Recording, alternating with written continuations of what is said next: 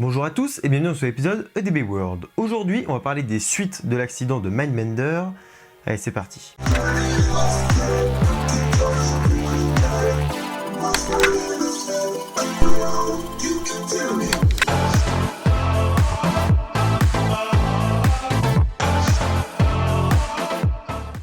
Avant de commencer, je vous invite à regarder la précédente vidéo donc sur l'accident de Mindbender qui est disponible en fiche afin de bien comprendre ce qui va suivre. De plus, vous pouvez vous abonner à cette chaîne YouTube et me suivre sur mon compte Instagram si vous souhaitez me soutenir. Abordons en premier lieu l'histoire du survivant du 4e wagon qui se nomme Rod Sheiko. Il faut savoir que cet homme a perdu son meilleur ami qui était assis à côté de lui lors de l'accident. De plus, il a été très grièvement blessé avec de multiples fractures qui sont tellement nombreuses qu'elles n'ont pas été comptées. Il a risqué l'amputation, passé 6 mois à l'hôpital, mis 2 ans avant de pouvoir remarcher et garde encore aujourd'hui des séquelles. Mais son combat depuis est tout autre. En effet, Sheiko reconnaît que c'était un accident, il n'est d'ailleurs pas en guerre contre le centre commercial. Il précise d'ailleurs qu'ils l'ont bien traité suite à cet accident. Néanmoins, il a une requête à leur égard depuis plus de 30 ans. Il souhaite faire installer une plaque commémorative sur les lieux, c'est-à-dire dans le parc à côté de Mindbender, afin de rendre hommage à son meilleur ami ainsi qu'aux couples qui ont tous perdu la vie dans cet accident. Malheureusement et depuis tout ce temps, le parc refuse.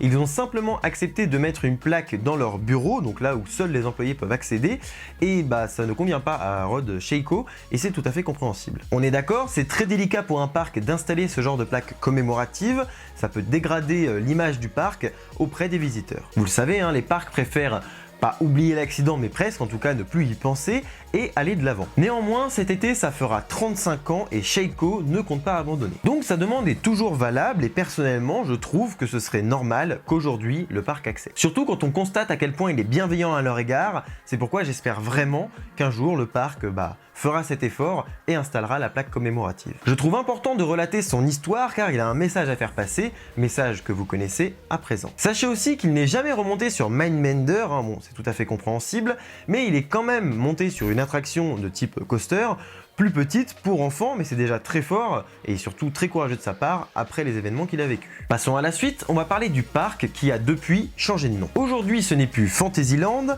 mais Galaxyland. Alors, ce changement de nom n'est pas lié à l'accident, mais c'est tout de même bien de le connaître. Si vous avez des recherches à faire sur ce parc ou sur cette attraction, c'est toujours plus sympa de connaître le nouveau nom.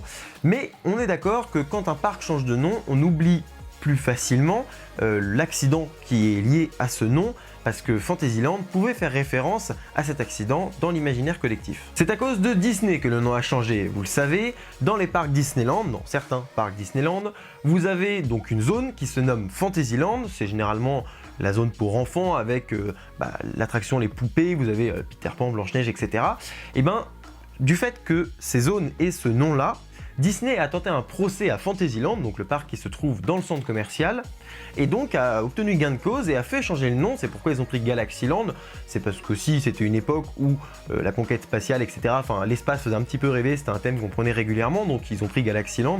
Ça c'est pour le justificatif au niveau du nom choisi, mais ils ont dû changer de nom et ils ont tout de même pu garder leur hôtel, donc le centre commercial avait un hôtel pour le parc qui se nommait également Fantasyland et qui se nomme toujours comme ça dans la mesure où Disney n'a pu attaquer donc le centre commercial seulement pour le nom du parc et pas pour le nom de l'hôtel. Changeons de sujet et passons à présent au coaster. Et évidemment, il est encore en circulation aujourd'hui et n'a subi aucun accident depuis celui de 1986. Après cette tragédie, il resta fermé plus d'1 an et a subi de nombreuses modifications afin d'empêcher tout accident de se produire. Lors du premier épisode, je vous ai parlé de la faillite du constructeur Anton Schwarzkopf, donc qui a réalisé Mindbender, mais je ne vous ai pas précisé les effets de cette faillite sur l'accident. Il faut comprendre que cette société a cherché à économiser au maximum lors de la réalisation de cette attraction, dans la mesure où ils étaient donc en faillite et avaient besoin de limiter les pertes.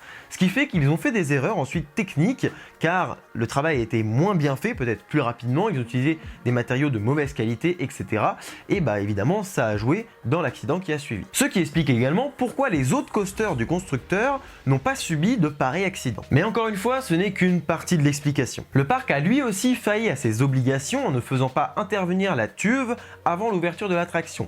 Il faut comprendre que dans tous les parcs, avant l'ouverture du parc chaque année, il y a un organisme, la TÜV, donc c'est plusieurs organismes qui ont tous à peu près le même nom, et puis il y a d'autres sociétés qui font la même chose, bref, on va pas épiloguer là-dessus, mais en fait c'est un organisme, enfin des organismes qui vont vérifier les attractions et qui vont donc attester si elle est apte à ouvrir, si elle est sécure et si elle peut accueillir du public. Ici ils n'ont pas fait appel à cette société et on ne sait pas, mais cette société aurait pu déceler une anomalie et donc empêcher l'accident. Néanmoins, je ne l'ai pas précisé dans le dernier épisode, dans la mesure où un organisme, bon, peut-être moins pointilleux, mais tout de même un organisme de sécurité, était venu inspecter l'attraction la veille de l'accident. Mais ça n'excuse rien, la TÜV est obligatoire et donc le parc est fautif à ce sujet. Par contre, ça ne veut pas dire que l'accident aurait forcément été évité avec l'intervention de la TÜV. Déjà parce que cet organisme va intervenir au début de la saison, donc au moment de l'ouverture quasiment de l'attraction, ce qui fait qu'il n'aurait peut-être pas vu des boulons s'en aller parce que les boulons étaient peut-être encore en place à ce moment-là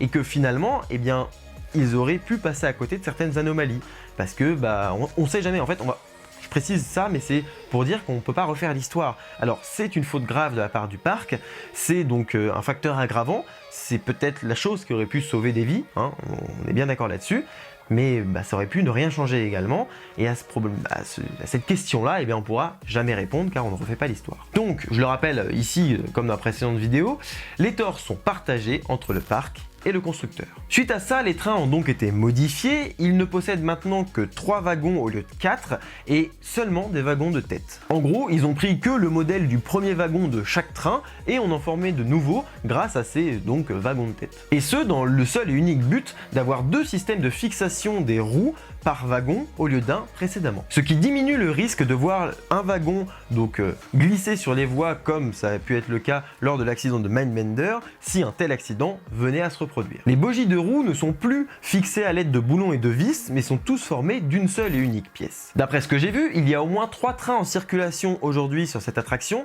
néanmoins je n'ai pas trouvé de source fiable attestant qu'il y ait bien 3 trains et qu'il n'y en ait pas 4 finalement, donc retenez qu'il y en a au moins 3 mais peut-être plus. Au niveau du maintien des passagers, il y a également eu des changements et c'est rien de le dire. Déjà, le système qui va maintenir fermés les organes de sécurité a été rehaussé car lors du précédent accident, il avait été arraché en tapant sur la voie. Ce qui avait, je vous le rappelle, provoqué l'ouverture des lap bars et donc l'éjection des passagers qui se trouvaient dans ce dernier wagon. De plus, ils ont ajouté des harnais, des ceintures et ce en complément de la lap bar déjà présente. Vous avez donc pas moins de 3 systèmes de retenue des passagers, ce qui est amplement suffisant. Vous l'avez compris, ce sont sûrement les trains les plus sécurisés du monde, en tout cas dans un coaster, tant il y a de redondance dans les organes de sécurité. Ils ont tout repensé en fonction de chaque chose qui avait dysfonctionné lors de l'accident et c'est très intelligent de leur part car ils auraient seulement pu changer l'élément principal, le bogie, donc le système de fixation des roues et c'est tout. Non, ils ont vraiment assuré la sécurité avec de nouveaux systèmes de maintien,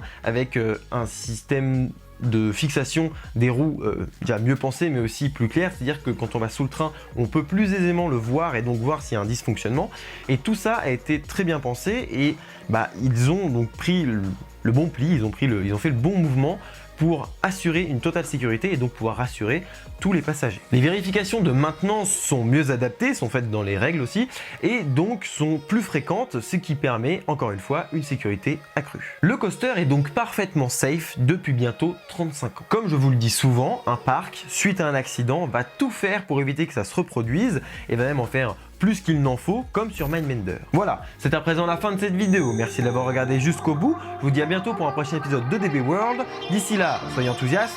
Salut!